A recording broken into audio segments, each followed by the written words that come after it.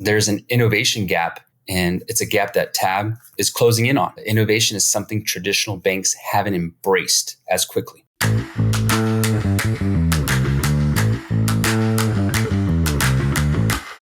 I'd view the additional 60-day term as a timing advantage. The smartest use is to reinvest in the restaurant's customer experience and operational resilience while still being able and still being disciplined about repaying within the 60-day terms. Examples are with the operation stability, being able to cover payroll with confidence, ensuring staff are paid without stress is always a top priority. Smoothing out seasonality, using the float to get through slower weeks, months without dipping into reserves. Building a cushion, keeping a small buffer for unexpected expenses like equipment repairs and supply price spikes.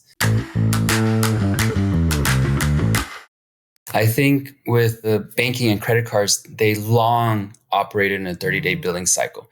They tied to the system, and the risk module extending this 60 days requires a re-engineering on their end. Re-engineering in the assumptions of underwriting purposes. They're really collateral focused, right?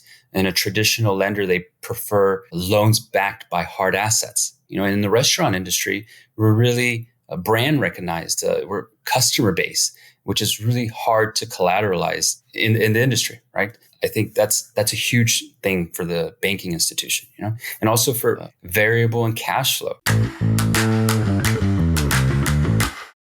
A traditional credit product is designed broadly for small businesses, but it's not really tailored to the unique cash flow cycles of restaurants. There's an innovation gap, and it's a gap that Tab is closing in on.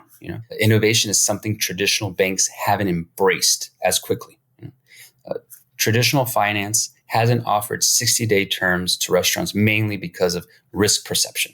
I think there is a traditional structure that they're key on, and banks stick to that. Whereas newer solutions, such as Tab, is finding ways to tailor around these realities of the restaurant operation.